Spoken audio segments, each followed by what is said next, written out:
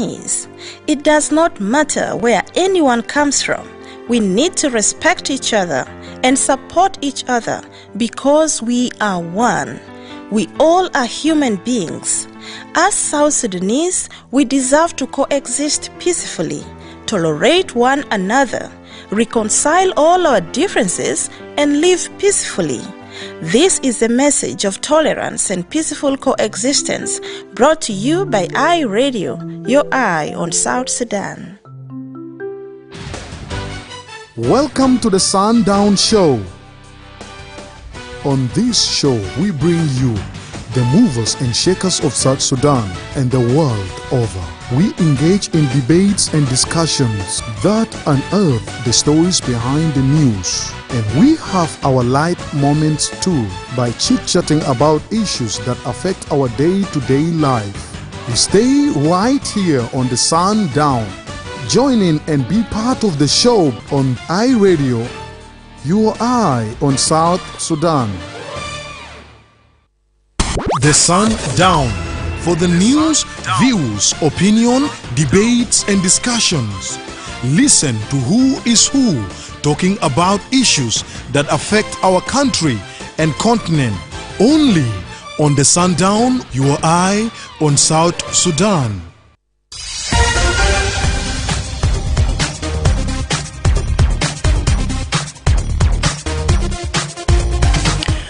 Hello and welcome to the Sundown Show on iRadio with me, Madrama James. Today is Friday, 16th of May, 2025. And in today's special edition of the Sundown Show, I am delighted to be joined live in the studio by Alan. And remember, Alan is a son of the esteemed veteran and freedom fighter Nyanchigak Nyashuluk, whose legacy continues to inspire the young generation. Having grown up amidst the struggles and victorious of his nation's paths to independence, Alan represents the hope and resilience of the post-liberation generation.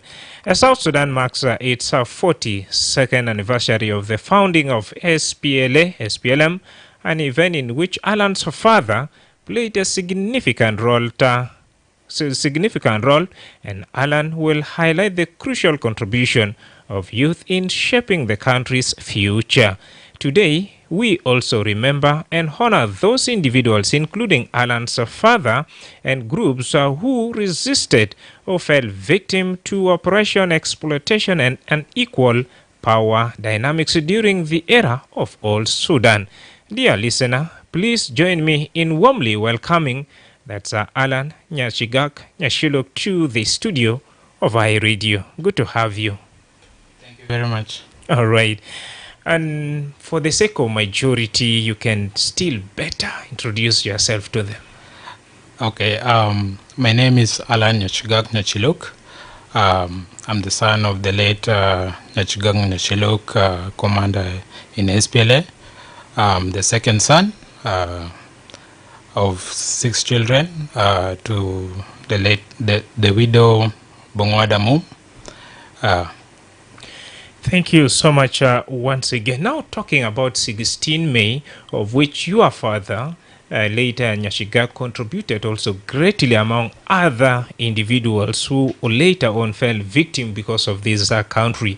When we talked of this particular day, what really comes into your mind? What kind of reflections do you really have? It's a really proud moment for the youth that started the liberation. Because we are speaking about the youth, we always forget that the people who started the liberation movement were also youth.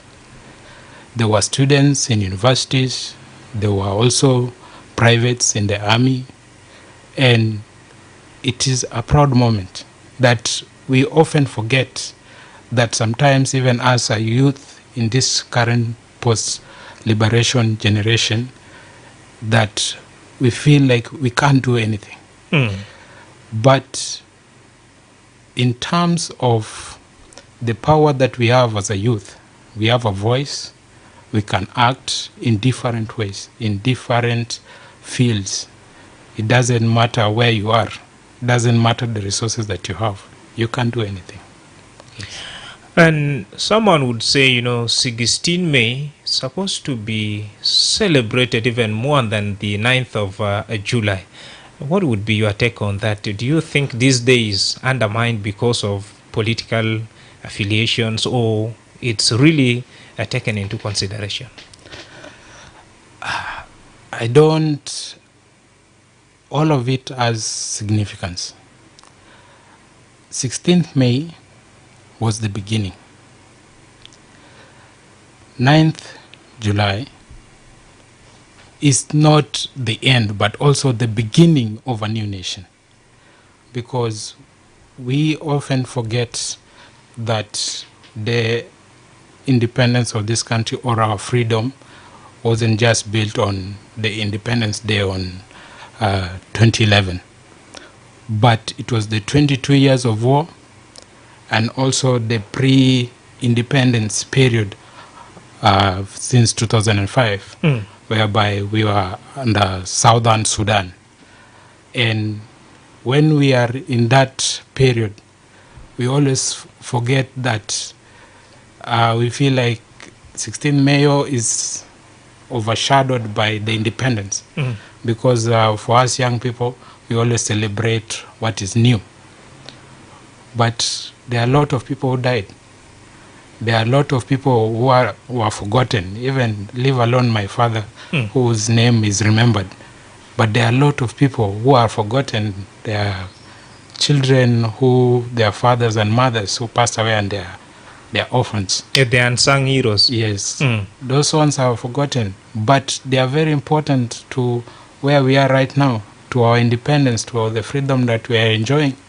Although this freedom is a little bit shaky, but every country always go through this process. Well, Alan, individuals like your late father and other groups, like you said, some were even students, sacrificed their life for us to have what is so-called South Sudan now.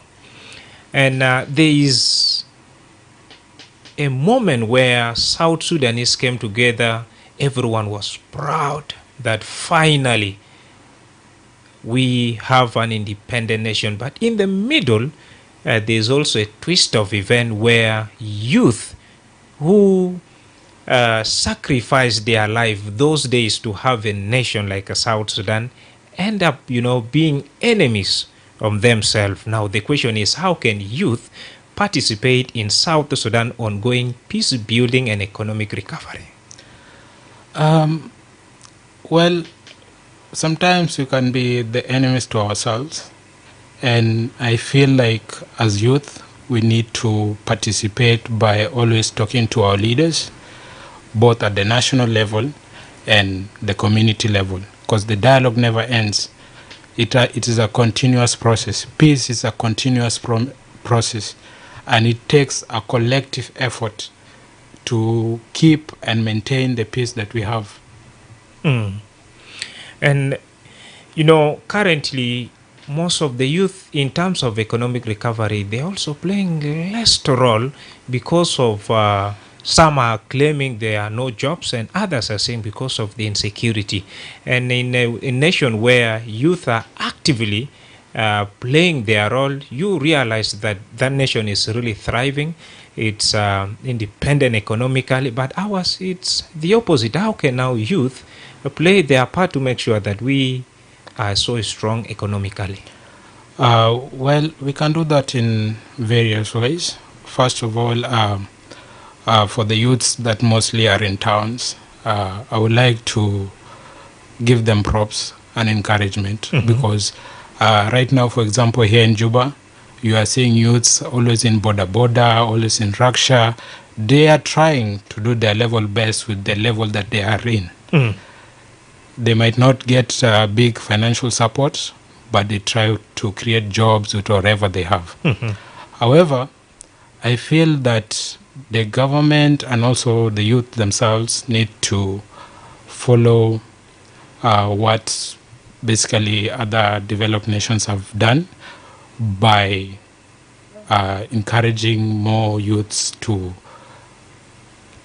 gain more hard skills and soft skills and through also education, so that we can empower ourselves, so that we can create initiatives that create jobs. We don't have to wait for the government to create jobs. Yes. You have studied in East Africa and Kenya in particular. What other best practices you would recommend youth from South Sudan also to emulate from the Kenyan citizens or youth in terms of economic recovery? In terms of economic recovery, I will say you need to follow your passions. Always try your level best not to sleep hungry. Yeah, basically become a hustler. Okay, you just need to hustle. We don't need to depend on our oil. We can become farmers.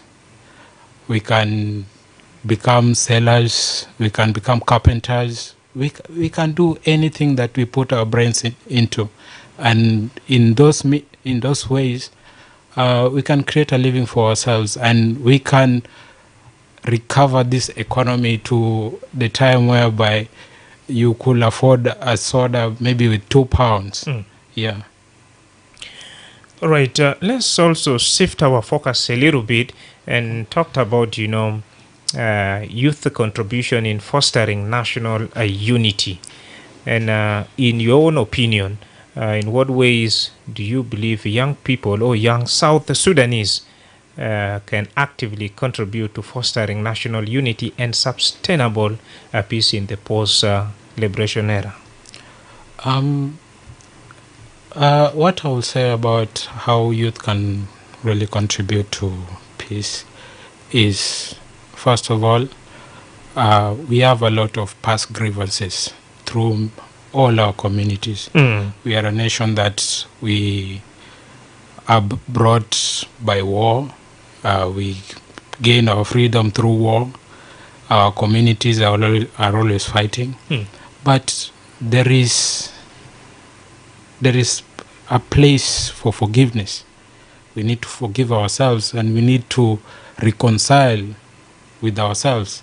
And as youths, this is a place whereby we can build together by recognizing our diversity within all the 64 communities. And when we recognize all our diversities and the differences, we can be able to accept one another. Yes. And we have seen in some other nations where youth, they come up with some other initiative, like having a conference, and in that particular conference they talked about on issues that are really affecting them, and they also invite in some other key actors or stakeholders to listen to some of their cries. Why do you think it is not really happening in South Sudan commonly? Mostly, I think it's just the lack of facilitations, and I think also lack of resources, because to bring people from different communities, from different regions, needs a lot of resources. And for the few places that the youth normally gather to collect themselves for peace initiatives, mainly are supported by NGOs, and NGOs are not all over the place. Yeah, in different areas we can see those of NGOs are really trying to support the youths in activities of peace and dialogue. However, the resources are stretched thin, and that's why nationally it is very, very ineffective. Yes. And again, on issue of that national unity, now what are some of your recommendations to youth that are divided along their regions, divided along their tribes, in such situation where they also ended up, influencing conflict to other society also? First of all, I think we need to stop stereotyping.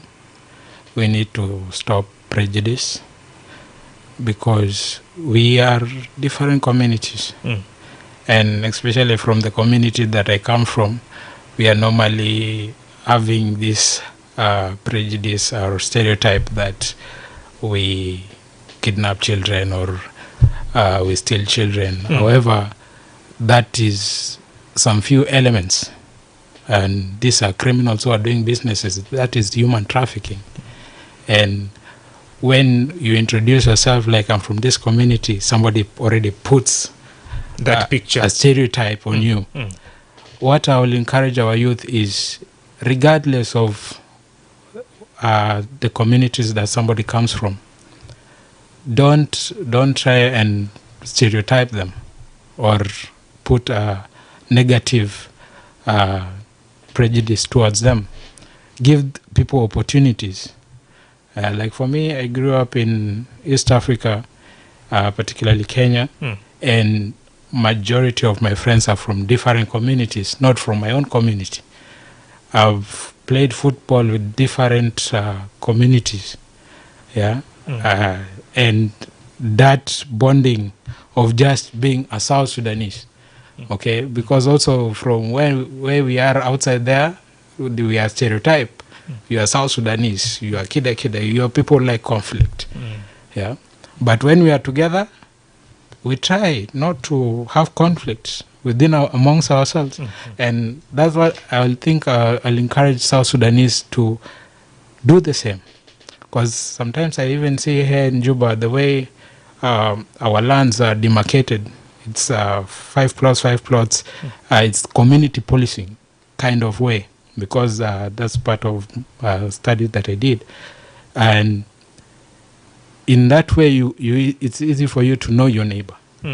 And when you know your neighbor, you can easily go and borrow salt. And naturally, when I came to South Sudan here, there's a little bit of culture shock, because when you're coming from East Africa, it is more individualistic.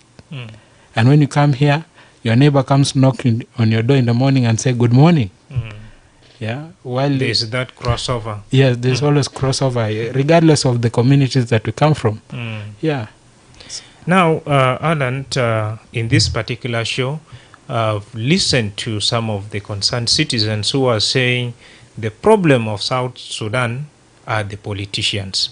And if you take a look at the statistic of this country, 75% are the youth, and meaning the politicians are so few. Now, how can also these 75% of this youth cannot be really manipulated and have that agenda of building the nation? What kind of recommendation would you give? There's something about the youth that this 70-something%, there is a very large number that believes that they don't care about politics. While if you don't care about politics, politics will not care about majority of the people. Okay? What do you mean? What I mean is, you have to care about what your politician is doing. You have to care about the agendas and the policies they put forward, about the developmental projects they put forward for us. All right? Because we are about 12 years, 13 years into our own independence. And there are some areas we don't see hospitals, we don't see roads, we don't see schools. Me, I'm coming from a region whereby there is no operational secondary school in an entire administrative area. So what I would like is for the youth, the 70-something%, to really care about our politics. It's not about the affiliations of politics. Okay? We need to care about the policies. What are we being offered? What are we being given? Where is our country going? That's what we really need to focus on. Yes, it's not about who is in what position, who is getting what position, and is my community getting that position? Not really. Yeah. What are they doing for the rest of us, for the youth, for the future? Because now we are the present, we are the present, and we are the future. We are the architect of this nation. We are the one who are supposed to build this nation, because there is a prophecy by the late Dr. John Garang that there is a generation that will come after the liberators that will cut this nation land by pangas and sell it for a bottle of beer. And I really hope it is not in the 70-something% of the youth. We need to build this nation. We need to care about our politics. Where are they taking us? Where are the policies that build us? Where are the roads that they promised us? Where are the towns that they promised in our villages? Now, the issue, sometimes if you come up with good manifestos, before even someone listen to you, they will first need to identify where are you coming from, which region particularly. Now they'll say, the moment before you even say something, they'll say, what are you telling us? Now, in such a situation, meaning there is a big U-turn that the youth need to do. Now, in your own opinion, where should they start? I believe they should start from, what are you giving me? Okay? Not where you're coming from. Or are you my uncle? Are you my relative? No. What are you offering me? What is the future are you building for me? Okay? I always believe that the generation of liberators and most of our current leaders, they have done their best. They are doing their best. However, we are always caught up in a cycle of there is no way forward and there is no way backward. We are just stagnated because of ideologies. Okay? People are building nice manifestos. They are preaching to us nice things, but there is no practicality in it. They are not giving us what they actually promise. Those nice manifestos, those nice roads, those nice buildings, those nice schools, those nice universities, they are not promising on that. And that's what we want. All right. Alan, briefly, let's also talk about redefining the future of the youth in this country. And now, in the rest of the world, youth are really doing their best to build their own. They hold it like this is our country, and we don't have a country be alternative country where if I fail here, I can go and make life in the other country.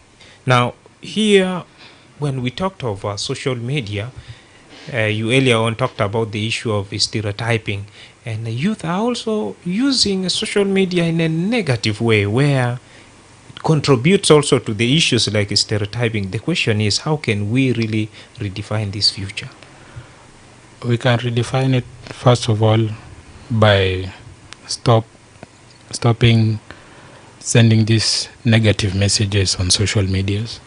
We can use social media for a good purpose by sending messages of unity, by showing our cultural diversity, by marketing that, okay, by stop fueling the negative narratives of different communities, okay, because in the first place, we as a nation, or the generation that came before us, they started a fight. Why? Because of marginalization, because of prejudice, because of oppression.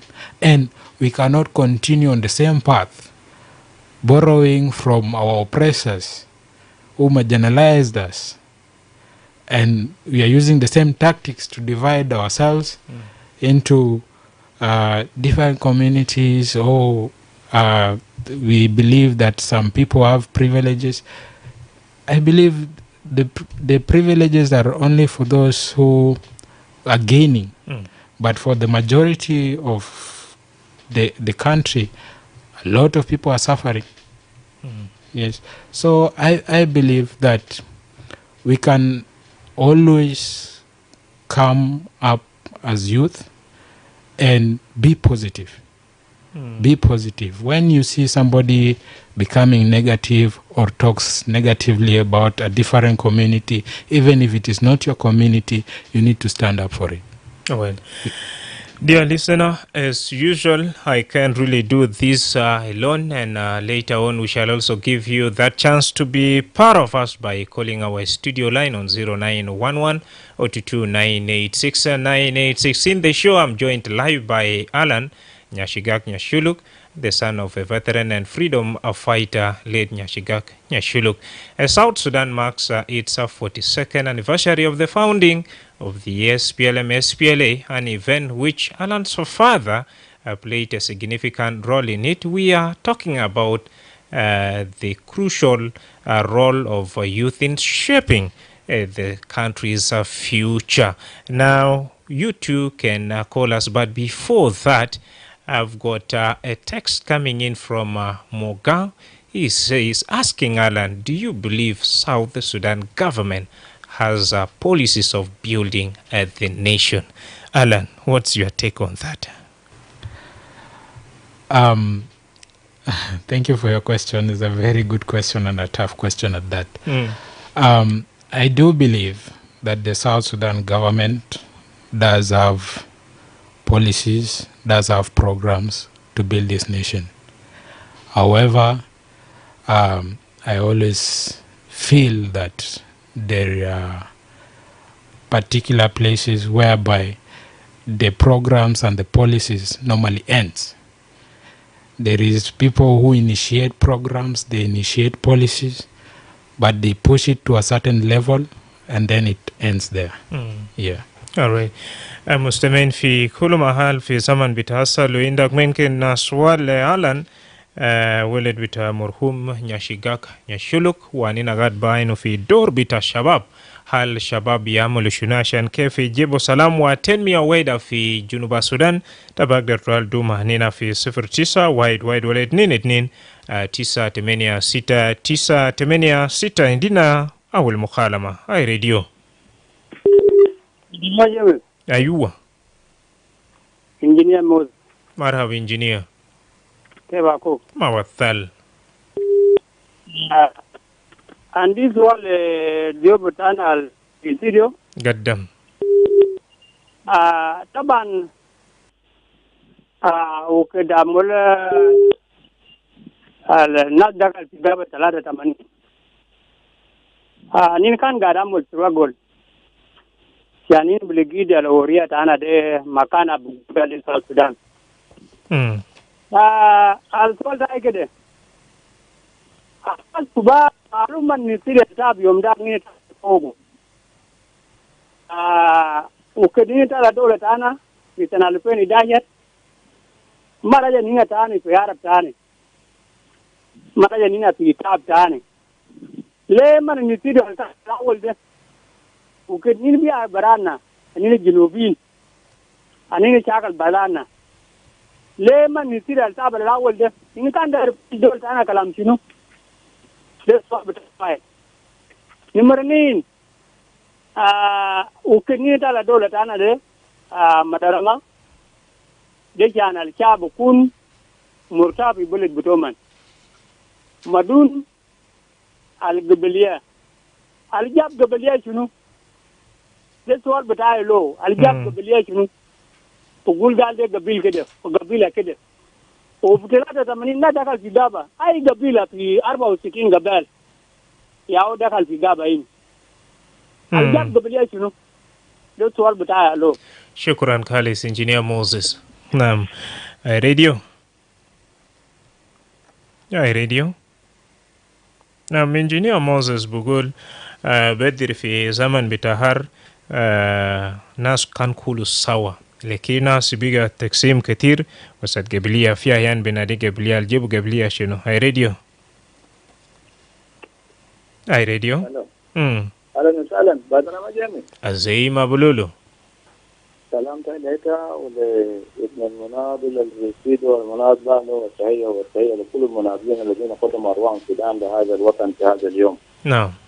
كلامته وكلكم ما كتاه، وأنا برجع لكلام ونس بالليل، وده حقيقة.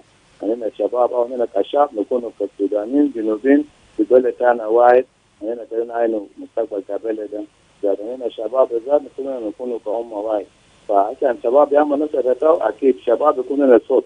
قوانين الشباب عندهم اجتهاد، والشباب عندهم صوت، والشباب عندهم افكار بكل المستويات بتاعهم القاعده. خلي كلهم كمان نقدر نعمل استراتيجيه عنينا كيف نودي بلد لقدام. السياسه ما بطال، لكن السياسه الرجال داير فرق علينا. السياسه عنينا ما عايزينه، السياسه البود الناس لقدام، السياسه البود البلد لقدام، ده السياسه عنينا اللي عايزينه. عشان كده كان زوج جاي برنامج ما بود لقدام عنينا ونسلو طوال دايركتلي نو ما بودين لقدام رواية 2 3. عشان كده لابد يكون في عمل متكاتف مع بيناتنا، مع كل الساسة بتاعنا أو الكبار بتاعنا المال كبير يفرق له كبير. إننا كبار هم الديكشنري، هم المرجع، لأنه البلد طبعا محتاج تعليم وسائل وطرق، والمستقبل ده كله بعملوه بالطاقات بتاع شبابنا اليوم. لذلك كنت فترة استراتيجية مع بيناتنا معهم، يدونا الشغل خلينا نشتغل، يدونا فرص خلينا نتحركوا. هم كعقل المدبر، الطاقة شغالة، الطاقة التفكير منهم والطاقة العملية من الشباب. فنقدر نقول البلد لقدام سياسية كلها هنا عايزينه بلد طلوع لقدام. عشان كده نشوف أنا ما أعرف القيام القانون ولا عدم تطبيق القانون هو مشكلة. أنا ما أعرف، أنا القانون هو في النهاية هو بنزل أي حاجة من فوق لتحت. لأن القوانين الموجودة هنا هو نطبقه، حتى لو في تغيير أو في تجديد عندنا حكومة، عندنا برلمان في بمشي بعمل تعديل، لكن لازم يكون لنا صوت بتاع نحو كتغيير، صوت نحو بتاع بناء البلد بتاعنا. ده السبب بتاع ازدهار، السبب بتاع التنمية، وده السبب بتاع الأكل إنه رجع بلد لورا. ما نكون سوا من الأسباب. عشان كده لازم يكون في صوت واحد، صوت الشباب ومع الناس الكبار ما بيشتغلوا برامج. شوف استراتيجي أننا نمشي فوق لوين. أكيد تكون مشكلة، لكن برجع فين؟ في القانون. نعم. السؤال في كده أنا ما أعرف لما تبقى القانون ولا المشكلة وين، ما أقدر نفهم في كده. بما أن القانون أنا بشوفه هذا حل الوحيد زاد المحسوبية accountability. ده كله برضه أشياء ممكن وجهنا قدام، لأن في بعض الناس أكيد يخالفوا، لكن لما يكون في قانون عاقب بعثر الزول أي زول بعد يمشي دغري. شكرا. شكرا جزيلا زي ما بقولوا. راديو. هاي راديو. هاي معك موزيس من نيامبي. مرحبا موزيس. وشكرا لضيوفتنا اللي في الاستديو معك. أهلا يا شيغاك. بس كفارة. لسه بيقدر يرجع تاني، وأننا قاعد بنناقش في موضوع بتاع شباب. هل الشباب بقدر ألعب دور بتومون كيف عشان ويد بلد عشان جيب تنمية، وعشان كمان صوت بتومون باسمه. معي في داخل الاستوديو هو ألان نياشيغاك وولد بتاع نياشيغاك نياشولوك. نسمع من ده برضو. هاي راديو. نعم. لسه بقدر أرجع تاني في 09 وايد ولا 22 986. Now we have another caller here. Hi radio. Hello.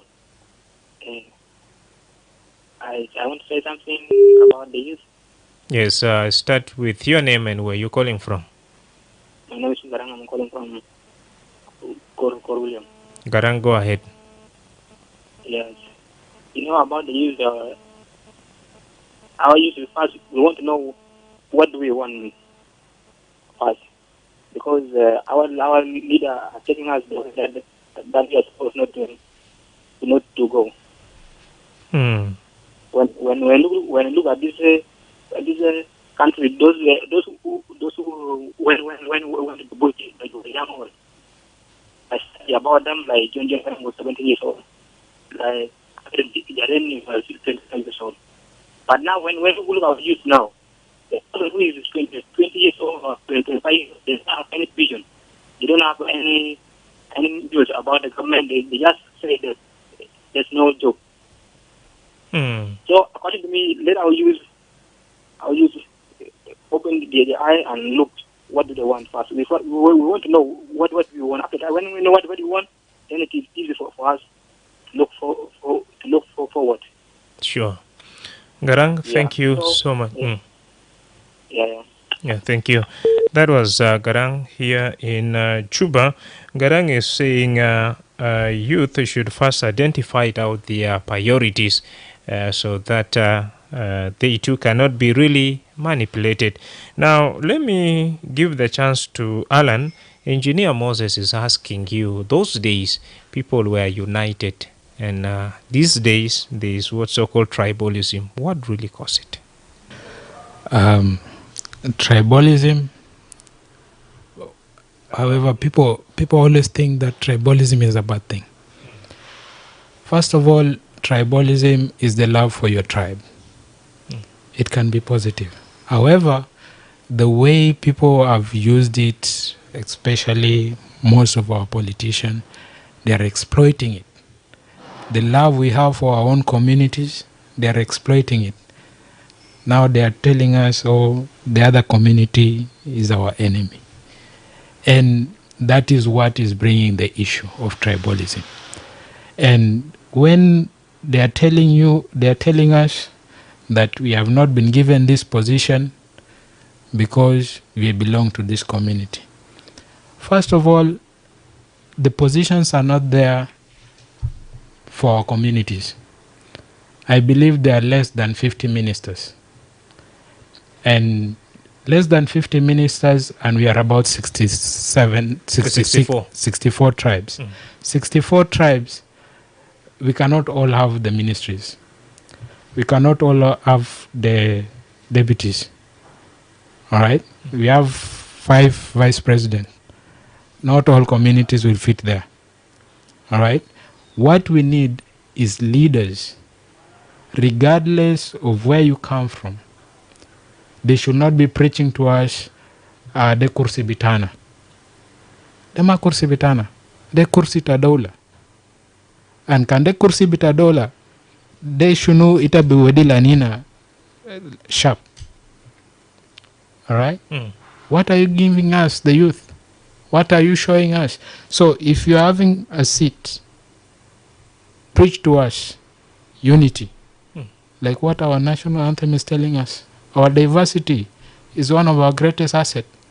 So don't bring our diversity to divide us, right, among tribal lines. Now, let me pick from where Garang left, that some of the politicians are manipulating the youth because youth at the moment cannot even identify some of their priorities. In your own opinion, what are some of the youth priorities now? Some of the youth priorities mostly is how are they going to feed themselves? Okay. How are they going to feed their families? What is the way forward for them? Because most of us are lacking in education. We need education. Some of us have wives and children, and the first thing you are thinking of is, where am I going to get the money to feed these children? All right? Our priorities are there. It is in our families. All right? However, the government needs to also put their priorities which aligns with our priorities. How are we going to give these youth ways of feeding their families? How are we going to give them hospitals so that they can treat their children? How are we going to give them quality education so that they can educate their children? These are things that the government need to align with us, because this is what we are asking for. Okay? We are asking for them to give us services. All right? We don't want this kalambita trilat kulmayum. Ita binade vijara moya. No. Anadero fata masura fi betai. Of zaman altadero. Zaman alana dero. All right? I want to go to the village without being ambushed on the road. Okay? Kan abuta dugule telephone fi belet. Gale ana bagdar shil Arabia min custom or gumbo. Tawali le belet. بدون مشكلة في شارع. That is what I want. I want peace. I want, because on your way to your village, there are many communities you are meeting on the road. That's what we want. That is our priority. We want safety. We want peace. Okay? And that safety net comes with the government aligning their priorities with us by giving us the services that they promised us. Well, by our Facebook page, Dengmo Aliel is saying there are some individuals or group of people who think they're the one who liberated this country. What's your take into such kind of, mindset? I've heard this before, the bureaucracy. There are a lot of people who are bureaucratic about this government and about this country. Okay? I'm a son of one of those martyrs, and I don't believe that this country belongs to me. I believe I need to work for this country. Okay? And for those people who claim that they brought to us liberation, my friend, there are millions of people who died for this country. Their children are here, their grandchildren are here, and majority of them are not claiming to liberate this country, or they own this country. What we are just simply asking for, if you think you claim that you liberated this country or this country belongs to you, there will come a time that we will hold everybody accountable. All right? We will hold everybody accountable for what they have done. We will hold people accountable for what they are doing now. You can claim whatever you want. You can take whatever you want now. There will be a time the youth will rise against the people who claim this country is theirs. Alan, let me ask you this personal question. You are a son of one of the freedom fighters in the country. Why did you decide to keep a low profile and not bragging like what Deng Mao said, others think, yeah, my father fought for this particular country? It's not that I'm keeping a low profile, but it is the values that were instilled in me by my own mother. What was that value?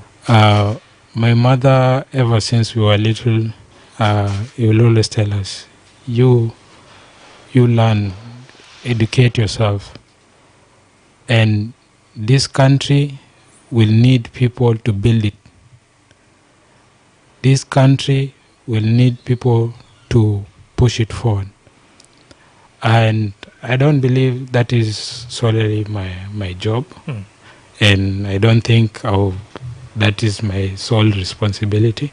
However, I just think we can do our part as individuals. We don't have to be always in the spotlight, always in front of people all bragging about what we have done. But the little things that we do, I think they will always add up. Encouraging ourselves, encouraging other youths to not fall into these tribal lines. For me, I believe that because my family is from different communities, and I believe that the love that brought them together is the same love that brings this nation together. All right. Yeah. In regards to your definition of that tribalism, Gadjang Deng is saying tribalism means you defending your own tribe. That means there's lack of political fairness. What's your reaction to that? If you are someone who is tribalist, it means that you are defending your tribe, and at the end of the day, there will be a lack of political fairness. Lack of political fairness is there because, as I said earlier, that the seats are not enough, and will not fit all of our communities, and that's why we find some of our communities will always stand up and say, we want this, or our person is not given this. And when we have that lack of enough positions, that's where people demand for their people to be given certain positions or political seats. All right. Dear listener, we are almost coming to the end of this conversation. As I told you earlier on in Sundown show today, I'm joined by Alan Nya Ashigaka, and we are taking a look at role of youth in uniting the nation, bringing peace, and at the same time fostering or putting efforts to make sure that we equally recover our economy. And his insight has really helped, shaped our brains. And at this time, let's now have our commercial break. When we come back, I will be giving chance to Alan to share with us his final remarks as we are coming to the end of Sundown Show. The Ministry of Health is conducting a commemoration of African Vaccination Week with a new vaccine introduction of pneumonia vaccine, targeting all children aged between 6 to 14 weeks. Take your child to the nearest vaccination center during the African Vaccination Week or Big Catch-up campaign. Good morning, Mama Alice. Good morning, Mama Ladu. Where are you coming from this morning? I had taken Ladu for pneumonia vaccination at the health center to protect my child against pneumonia and meningitis. He was also vaccinated with other routine immunization vaccines at no cost. Is baby Alice already vaccinated? Yes, she was vaccinated last month. Does she need to be vaccinated again? Yes, she needs to be vaccinated with at least 3 doses at 6, 10 and 14 weeks to be fully vaccinated, immunized and protected against pneumonia. Really? I just heard from afar that there will be a vaccination campaign during the African Vaccination Week, but I was not keen enough to get the details. Pneumonia vaccine is effective in preventing pneumonia and deaths in infants and young children. This vaccine has just been introduced this year, 2025. A lot of children were not vaccinated. Some even travel without being vaccinated. I wouldn't want to see any child get pneumonia. I didn't know that pneumonia is very serious, that it can cause meningitis and even death. Yes. Pneumonia is a life-threatening disease caused by bacteria or viruses. The signs are cough, fever, chills, and shortness of breath, which may be accompanied by chest pain when breathing or coughing. Children who survive may experience long-term effects on lung function and increased risk of respiratory conditions like asthma. Asthma or lung function complication?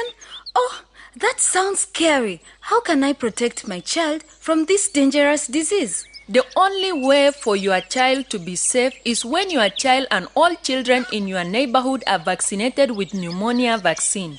I will do that immediately. Where can I take my child for this vaccine? Hope it is not late. No, you are not late. Pneumonia vaccine and all the other routine vaccines are available at all government health centers in your areas. Tell your neighbors with children between 6 to 14 weeks to be vaccinated. I'm glad you told me. I will take my child immediately to the nearest health center for pneumonia vaccination. Bring your child to the nearest health center and protect them from pneumonia and other vaccine-preventable diseases. This message is brought to you by the National Ministry of Health with support from WHO, UNICEF, and South Sudan Women in Medicine. The Sundown, for the news, views, opinion, debates, and discussions. Listen to Who is Who, talking about issues that affect our country and continent. Only on the Sundown, your eye on South Sudan. Yes, you are high on South Sudan. Welcome back from the commercial break and minutes to the top of the hour. And we are back here to wrap up this particular discussion. And we have been talking about that's the role of youth in fostering national peace and at the same time recovering the economy. My guest in the studio is none other than Alan.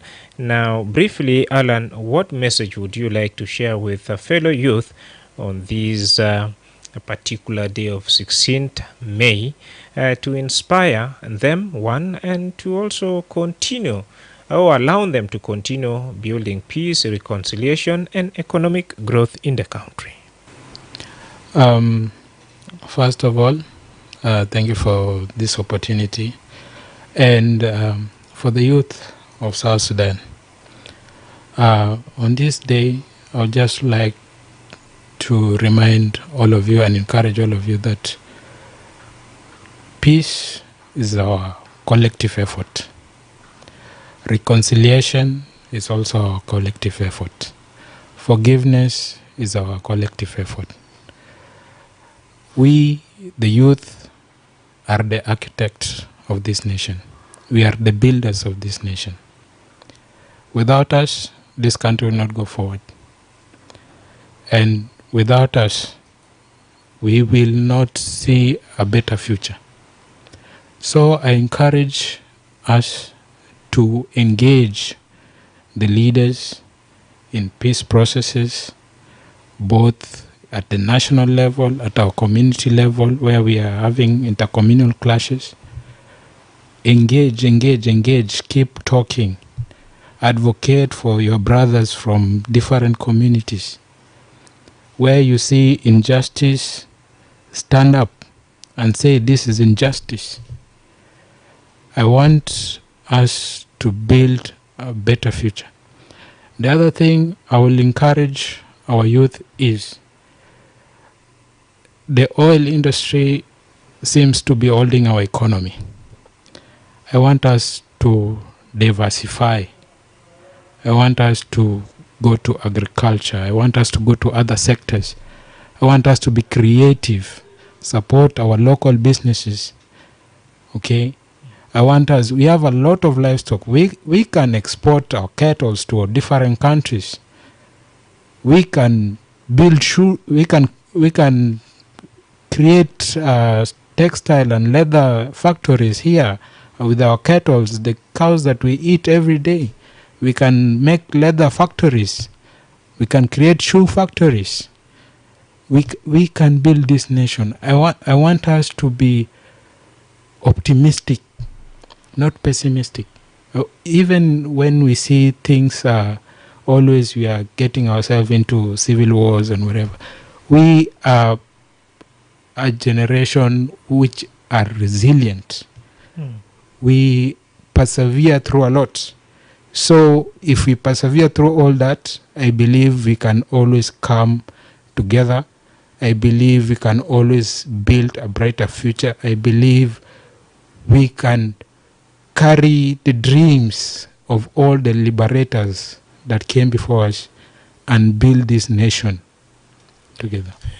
Thank you very much, dear listener. With that, we have come to the end of this very conversation, and my guest happens to be Alan Nyashigak Nyashuluk.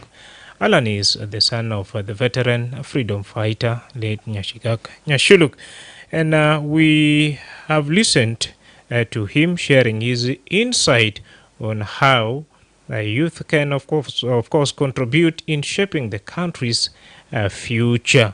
This is in honor of the youth or group who resisted and fell victim to oppression, exploitation, and unequal power dynamics during the era of Old Sudan. As we commemorate the 42nd anniversary of the founding of SPLA.